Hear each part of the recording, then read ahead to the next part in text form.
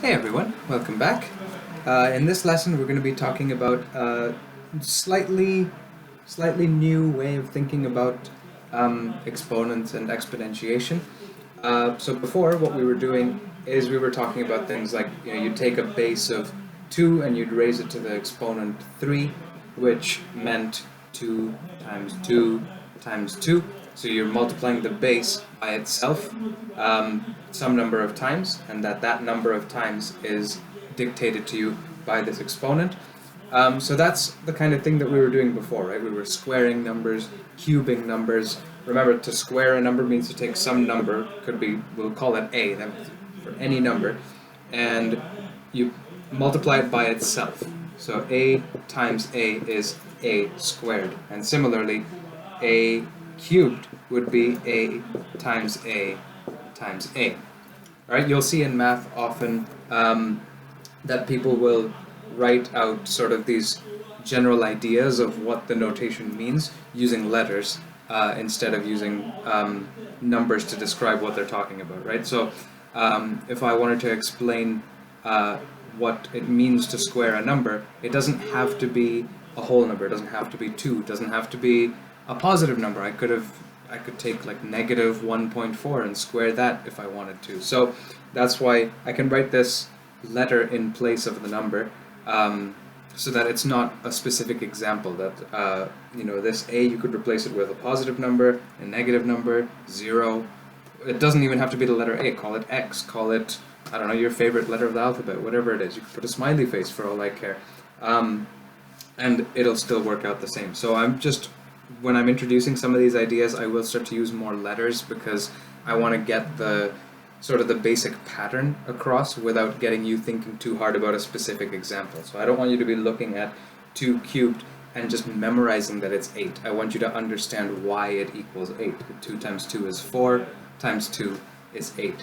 So I want you to be able to take this and connect it to that. And the way to make sure that you don't get distracted by doing the actual math is for me to write it down in a way that you're not doing any of the math. I give you a squared. There's nothing you can do with that information because I haven't given you any proper numbers to actually do the math with. But anyway, you might see a little bit more use of letters in the future, just to sort of explain these general ideas. But I'll try and steer clear of that for the most part, at least for now.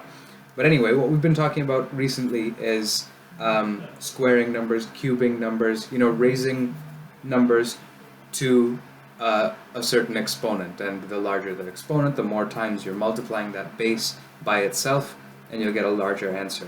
One thing that we haven't really focused on is that, all our examples, we used positive numbers, but you can square and cube and whatever, negative numbers as well.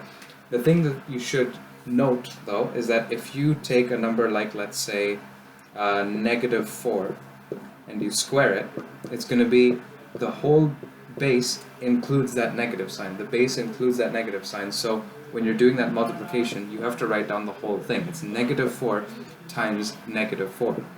And when you multiply a negative number by another negative number, it's going to give you a positive answer. And then you go ahead and do 4 times 4, which would give you 16. The thing that I'm trying to highlight here is that if you're squaring a negative number, you're going to get a positive answer every time. And it's the same for any even exponent. So if you were not squaring it, but if you were raising it to the exponent 4, then it would be, if you had, instead of negative 4 squared, and you had negative 4 to the 4, then it would be negative 4, let me rewrite this, then it would be negative 4 times negative 4 times negative 4 times negative 4. And so over here, these two negatives will cancel each other out, and then over here, these two negatives will cancel each other out, right? You could go ahead and do this multiplication, you'll get positive 16. Go ahead and do that multiplication, you'll get positive 16. And now you don't have any negatives left. You do 16 times 16, you'll get 256. So for any even exponent, if this is a 2, a 4, a 6, 8, 10, 12, 14, whatever it is, if it's an even number in the exponent, your answer will be positive. And if it's an odd number, then obviously it depends on if your base has a negative number or not. If your base has a positive number, then no matter what, you're just going to be multiplying positive numbers over and over and over again, so you should be getting a positive final answer, regardless of the exponent. But if your base is negative, there are cases where after raising it to a certain exponent, you'll get a negative answer. So that's something to be careful of, and you'll see why I'm highlighting that in a few minutes. But so basically what we've focused on so far is squaring numbers, cubing numbers, etc. But today's lesson we're going to focus on square roots and cube roots.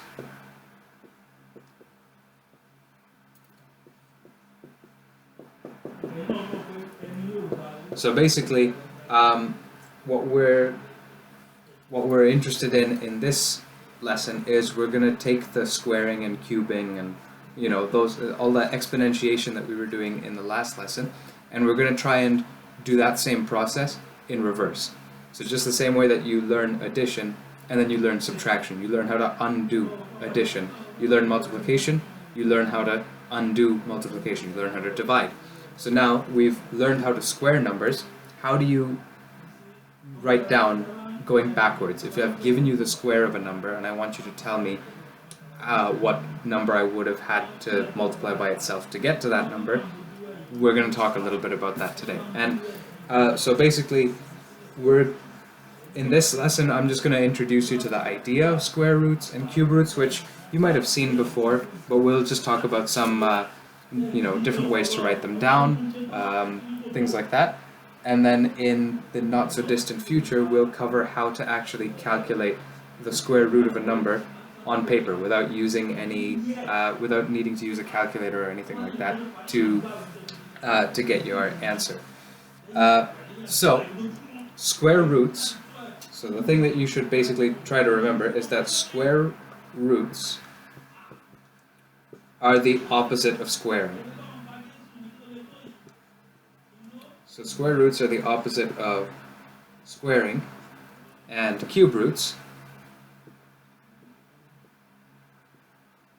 are the opposite of cubing. Simple enough, hopefully. So basically, if I took the number 4, let's say, and I squared it, that means I'm taking 4 times 4. So 4 squared is 4 times 4 is going to give me 16. And then if I wanted to get back to 4 from that 16, I would take the square root of 16. So the way you would write that down is, I'm going to get rid of the title, you can write that down on your page if you like, square roots and cube roots, but other than that, don't worry about the title too much. So basically, if I took 4 squared, I'm asking, okay, I've taken the base 4, I write it down 2 times because that's what the exponent is telling me to do.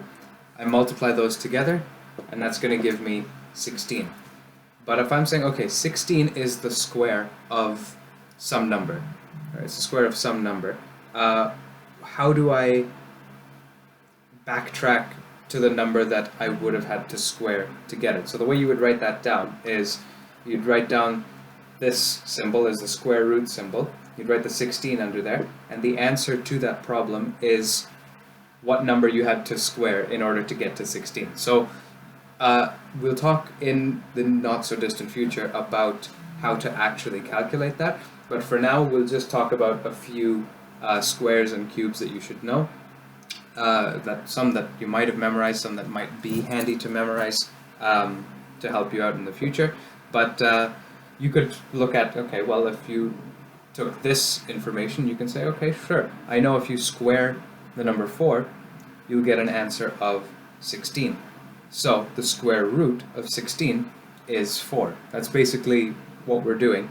Now, for a lot of numbers, if I gave you a number like, I don't know, 713, and I asked you to find the square root of that, that's not something that's easy to just, oh, I know off the top of my head, it's, whatever. But if you learn what we'll cover in the next video or two, there are ways to actually go about calculating what the square root of a number is. But square roots and cube roots and these kinds of things come up quite frequently, depending on what you're working on, of course. But like the application of this kind of thing might not be the most apparent right now, because we're just sort of talking about the mathematical idea and not where it's necessarily useful. But if you remember, I think I mentioned this, that when you're talking about squaring a number, that's like I draw a square for you, and that's probably a terrible square, but I tell you that it's a square with a side length of 4 centimeters. Then if you square that side length, that'll give you the area of that square. And similarly, if I gave you a cube where every side is still 4 centimeters, then the volume is going to be the cube of the side length. So 4 times 4 times 4, which would be 64 cubic centimeters. So basically, for square roots and cube roots, what we're doing is instead of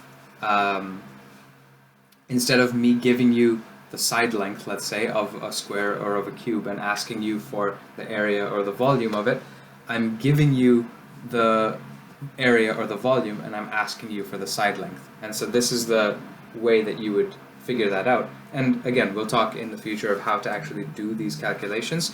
But most of the time people will just use a calculator to get those numbers because it's not the easiest process. We'll talk about it for square roots, but we probably won't go much farther than that.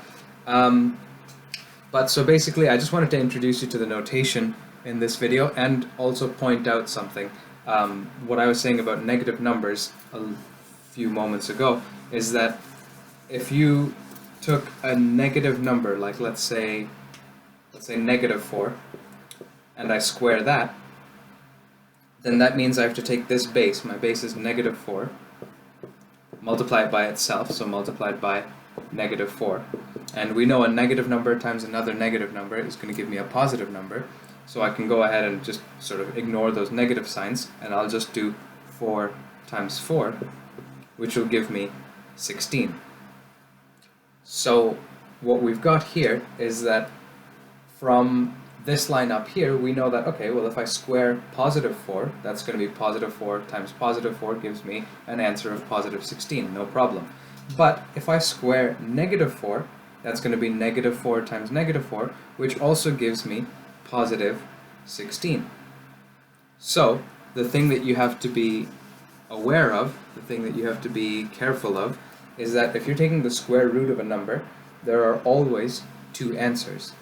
One positive number and one negative number. Because if I take 4 squared, I'll get 16, right? 16 is 4 squared, but 16 is also negative 4 squared. So my answer for this square root, your calculator usually by default will spit out just the positive answer, but there are two different answers for the square root of a number. And this also works for higher exponents. You know, if you raise something to the 4th power and then you try to take the 4th root of that, we'll talk about that a little bit later on. The same idea will apply, that you'll have a positive answer and you'll have a negative answer. But so what we'll do now, this is kind of all over the place, I'm going to write down a few examples of some square roots and cube roots.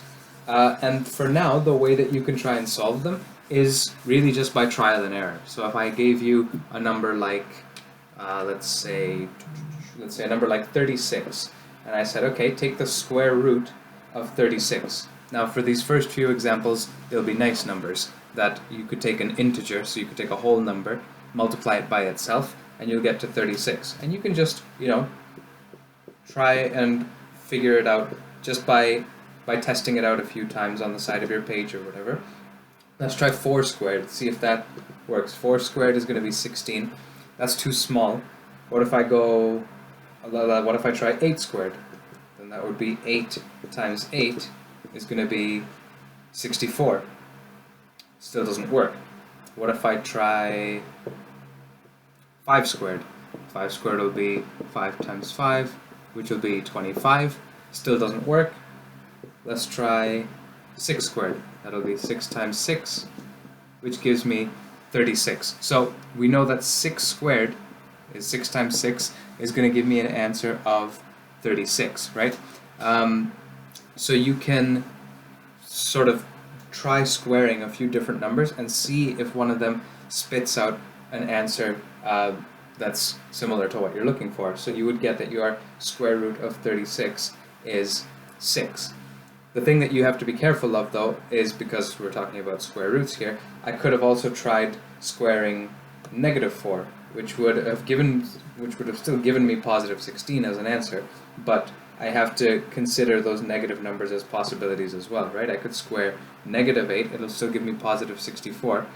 Same with up there with 5 and negative 5, but if I squared negative 6 instead of positive 6, I'm still going to get positive 36 as my answer. And if you don't believe me, try punching it into a calculator. Try punching negative 6 times negative 6 into your calculator and see if it gives you positive 36. If it does, that means that negative 6 is also a square root of 36. So your full answer would actually be both the positive number and the negative number. Now what you might notice from our example that we did just a moment ago and with this one is that the actual number that you write down is the same, right? If I move this over and sort of rewrite it, let me get rid of that as well. So the square root of 36, you could say it's positive 6, you could say it's negative 6, right? If we do a similar example, we know 5 squared is 25, for example, right? We know 5 squared is 25, so that means the square root of 25 would be 5, because 5 squared is going to give me 25. But also, negative 5 squared, that's going to be negative 5 times negative 5, which is still going to be positive 25, means that my square roots of 25 are 5 and negative 5. So you'll see that the number that I'm writing down is the same every time. We're writing down 6 and 6, 5 and 5. The only difference is flipping a negative sign. It would be the same thing for, let's say, this one down here with the 64. The square root of 64 is 8, because 8 squared is 64.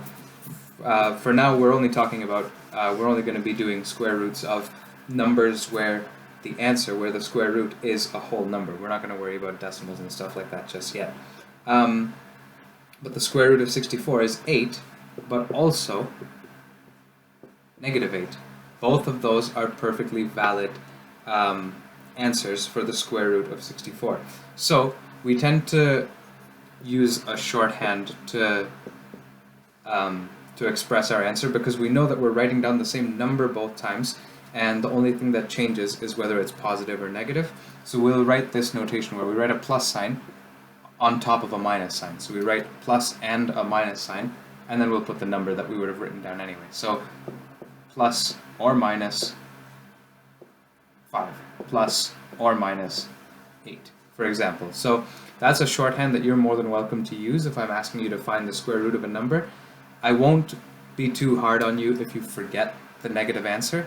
It's just something that you should know exists. So you should be able to understand that square roots can have negative answers, and similarly that you can square negative numbers, and that the answer to those will be positive. So I won't be too harsh and give you assignments where make sure that you state both the positive and the negative square root or whatever. But it's a good thing to know, and it's a useful tool in mathematical and physical applications. So try and get used to at least keeping in the back of your mind that there's a positive answer and a negative answer. So if you're ever looking through a math textbook and you see the square root of 36 is plus or minus 6, that's why. That's because it could be 6 squared is 36, it could also be negative 6 squared is 36. So that's sort of the way that this kind of thing works. Now, just a point that I want to make before we move on is that when you're dealing with square roots, you can get a negative answer, but for the time being, we're going to we'll revisit this concept a little bit later, but for the time being, don't confuse yourself with the negative answer over there and a negative number over here. Like if I asked you for, I could leave that 36 there. If I asked you for the square root of negative 36, that doesn't just mean, oh, it's going to be positive 6 or negative 6 or both or anything like that. Putting a negative sign in here is a very different matter than having a negative sign as one of your possible answers. So for now, don't, just a word of warning is if you're punching this kind of thing into a calculator, don't mess up where you're putting a negative sign, or also don't just assume that, oh, okay, the square root of 36 is 6 and the square root of negative 36 is negative 6 or anything like that. It doesn't work that way, and if you try punching the square root of negative 36 into your calculator, chances are your calculator won't be able to do it. We'll revisit that idea later, and I think we talked about it briefly last year, but we'll revisit at some point the idea of taking the square root of a negative number, but for now that's something that you shouldn't really worry about. What you should know though, I know this is sort of a whole lot of different things being thrown at you all at once, but we're not going to be dealing with much else besides square roots and cube roots in the remainder of this discussion. But you should know that you can take the cube root of a negative number, right? So if I wanted you to, so if you want to take the square root of a number a, any number, then you would write this sort of thing above it. This is for square roots of, some number a. And for the cube root, it's very similar. You write the same symbol, but we're going to write a little 3 over in here. And if you see it printed, you'll see that, the shape, this checkmarky type thing, is quite large, and the 3 sort of nestles into this little pocket over here in the corner. So don't write a gigantic 3 like this. That's not how it's supposed to look. I'm writing the 3 a little bit larger than I normally would because I want to make sure that you guys can see it, but normally the 3 is much, much smaller. You'll see on a calculator the 3 will be like written the size of an exponent all the way up there. Means the same thing as having the 3 written down in that little pocket over there. So people will write it in slightly different ways. You should just be aware that that 3 is supposed to be smaller than that a intentionally. But so for cube roots, the notation is very similar and the idea is very similar. If I'm asking you to find the square root of a number, I'm saying, what number do you have to square to get to the number that I've given you? So if this was 36, I'm saying, what number do you have to square to get to 36? If this is, 144, I'm saying, what number do you need to multiply by itself? What number do you need to square to get to 144? Similar idea for cube roots is, instead of what number do you need to square, it's what number do you need to cube to get to 144, for instance, right? And so for most of the examples that we'll deal with, I'm going to create the questions such that the answer is still a whole number, that, if you sit down and you just do 1 squared equals 1, 2 squared equals 4, 3 squared equals 9, eventually you'll hit the number that gives you the answer to the problem that I've asked you. There are numbers for which it won't work, and there are mostly numbers for which it won't work. But things that you should know are sort of the squares of the first 10, maybe 12 numbers. So like 1 squared, 2 squared, 3 squared, 4 squared, all the way up to 10 squared, and if you're feeling adventurous, 11 squared and 12 squared. But you shouldn't need to memorize too much more than that at this stage. But it can be useful to know some of your squares like that. Actually, on that note, before I forget, I feel like I may have mentioned this before, but perhaps I didn't. Those numbers themselves, if we go ahead and we just write them down so that you can have them in your notes and you can try to memorize them, is that, let's say you've got 1 squared, I'm going to move this down slightly, we've got 1 squared equals 1, because that's just 1 times 1, 2 squared is 2 times 2, so that's 4, 3 squared is 3 times 3, so that's 9. 4 squared is 4 times 4, so that's 16. 5 squared is 5 times 5, so that's 25. 6 squared is 6 times 6, so that's 36. 7 squared is equal to 7 times 7, so that's 49. 8 squared is 8 times 8, so that's 64. 9 squared is 9 times 9, so that's 81. And 10 squared is 10 times 10, so that is 100. So these numbers are the ones that you will tend to see in the questions that I give you. I'll ask you for the square root of something like 49, so that your answer is positive 7 or negative 7. But I'm not going to ask you anything that's really outside of these numbers, or perhaps something slightly larger like 11 squared or 12 squared. But just so that you're aware of the name, for these numbers, if you take the square root of 1, you'll get a positive number, right? You'll get positive 1 or you'll get negative 1. Or you'll get a whole number as your answer. That's all that matters. If you take the square root of 4, you'll get a whole number. It'll either be positive 2 or it'll be negative 2, but it'll be a whole number, right? Square root of 9, positive 3, negative 3. So as long as the square root is a whole number, it doesn't matter if it's positive or negative, that is called a perfect square.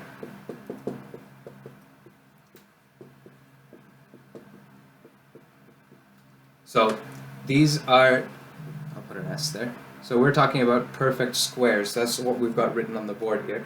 Perfect squares are these numbers in circles. They're numbers that if you take their square root, you'll still get a whole number as your answer. So if you take the square root of 49, you'll get 7, or you'll get negative 7. But if you take the square root of 50, you'll get 7 point something something something something, or negative 7 point something something something something, which isn't as easy to calculate. It's actually much, much harder to calculate most of those other square roots. So these are 10 very friendly numbers. These numbers will be your best friends going into assignment questions where I'm asking you to take the square root of 64 and multiply it by the square root of 25. You should know these 10 numbers so that you can recognize, okay, the square root of 64 is 8, the square root of 25 is 5, things like that, or negative 5, or whatever, you know?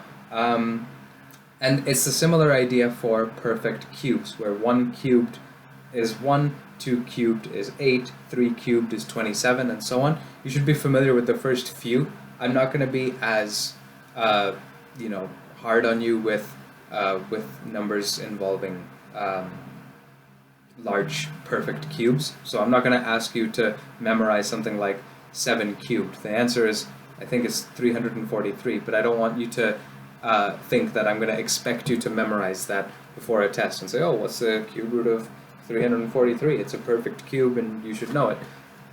I'm not going to ask you anything like that. I might expect you to know these 10 going into a test, but that's really only because if you know these 10, that'll be helpful to you in the future. These 10 numbers crop up a lot when you're working with squares and square roots and stuff. These numbers will be your friends because they're sort of the basic ones. They're the first few perfect squares. So these are numbers that you should know. Let's see, was there anything else I wanted to cover in this one? There are a couple more things I wanted to cover here. This is sort of, this lesson is sort of just a mishmash of things about square roots, or just taking the, something root of a number, the square root or the cube root or the fourth root or something. So basically you should know that we'll be working mostly with square roots and cube roots, and you don't tend to come up with needing to deal with much else, especially at this kind of level. But you can take the root of anything, right? Like you could take, like, let's say the number 16. Sure, you can take the square root of it. We know the square root of 16 is, what we're asking is, we want a number such that when it's squared, it gives you 16. So we want something times itself equals 16. And so we know for 16, the number that satisfies that is 4. So we got 4 times 4 would give us 16, and negative 4 times negative 4 would also give us positive 16. So we know that the square root of 16 is 4, or also it could be negative 4. But you could take the cube root of 16. It's not a friendly number, but you could calculate the cube root of 16. You could calculate the fourth root of 16 if you wanted to. So that would be what number raised to the fourth exponent gives you an answer of 16. So what number, and you could go ahead and try it out. You could try and do, let's say, 2 times 2 times 2 times 2, right? That would be 2 to the exponent 4. And if you look, 2 times 2 is 4, times 2 is 8, times 2 is 16. So if you do that math, you'll get that the fourth root of 16 is 2, because that's the number that you multiplied 4 times to get to that that number that was in the question. So yeah, these are some things that you might see in perhaps other classes or in the future once you guys finish school. These are things that you might run into. You can take the fourth root of a number, you could take the 10th root of a number, you could take any root of any number, and a lot of the times you'll get an answer out of it. Even for square roots of negative numbers, the thing I was saying that you can't do, the square root of negative 16, your calculator can't figure it out. Later on we'll talk about how you can figure out the square root of negative numbers and things that even your calculator can't do. So we'll get into that kind of stuff a little bit later. I think the one last thing that I wanted to point out for this lesson, this is sort of just like a little bit of a side note, is that you can rewrite, if you don't like this notation of that sort of check mark sort of symbol, you can rewrite this as, if you're taking the square root of 16, you can rewrite the square root bit as an exponent of 1 over 2. So this is a valid way to write down the square root of 16. I'm not going to test you on this, but this is just something that you should know. Similarly, if you wanted to find the cube root of 16, you would write 16 to the exponent 1 over 3. If you wanted the 10th root of 16, that would be 16 to the exponent 1 over 10. So that's just that's another way that you can write it down, and we'll talk in the not so distant future, possibly in the next lesson, about how that kind of stuff works. Especially if I asked you a problem, like if I gave you something like 4 squared and then take the fourth root of it or something, how to deal with problems like that. There are multiple ways to go about it, and we'll talk about those things in the not so distant future. But yeah, this is, I know this lesson has sort of thrown a whole lot of different things at you guys, but one of the main takeaway from this lesson is that square roots are the opposite of squaring, cube roots are the opposite of cubing. For the time being, we'll just use trial and error to figure out what the square root of a number is, what the cube root of a number is, and so on. But do try and learn those perfect squares. So from 1 squared to 10 squared, or if you want up to about 12 squared, try and learn those, try and memorize those, and really understand what you're doing. I don't want you to say 12 squared is 144, but if I ask you how to get there, that you can't do it. It's all stuff that we've covered, right? We know 144, if you know that that's 12 squared, you should also be able to write that down as 12 times 12. You should be able to go ahead and, since we've done our unit on multiplication, you should be able to go ahead and calculate that. 2 times 2 is 4, 2 times 1 is 2, 1 times 2 is 2, 1 times 1 is 1, 4 plus 0 is 4, 2 plus 2 is 4, 1 plus 0 is 1.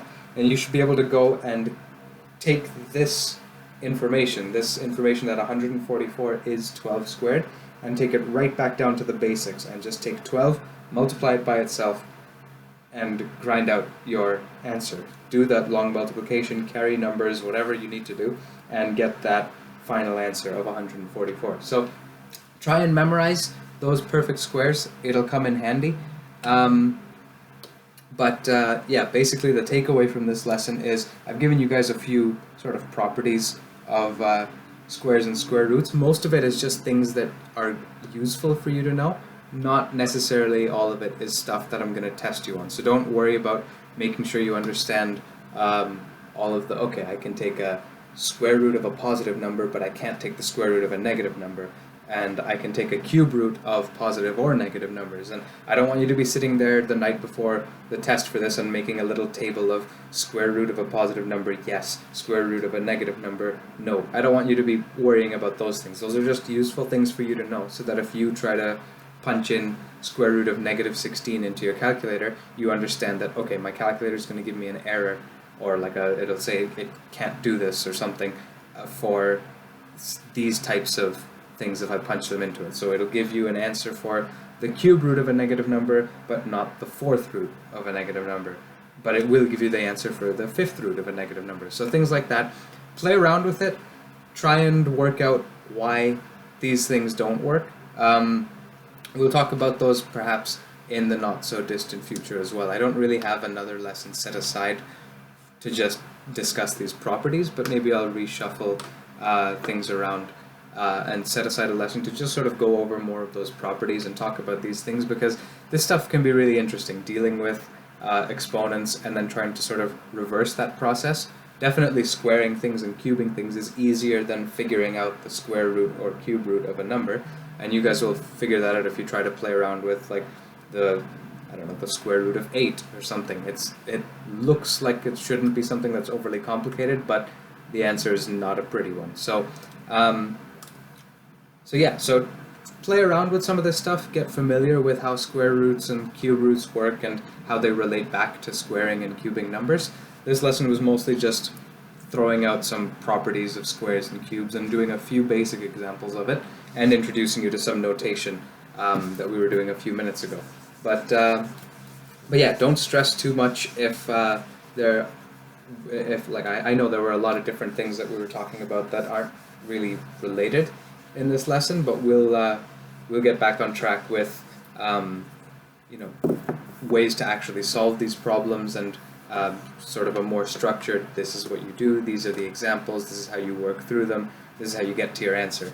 But with this lesson, I wasn't really showing you any of the calculation stuff, which is why it was kind of all over the place. It was just, here are some fun things about exponents and how to reverse exponentiation, which is what we've been doing the last couple of lessons.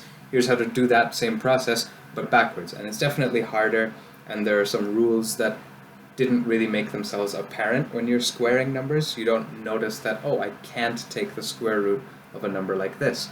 So yeah, don't worry too much about this, and in the next lesson or two we'll be talking about solving square roots by hand, and then possibly another video of just more properties about roots, square roots, cube roots, and so on. But yeah, if you guys have any questions, or if you want to know more about those things, feel free to send me an email or a text. You guys have my contact info, so yeah, and if not, then I guess I'll see you guys in the next video. Have a good one.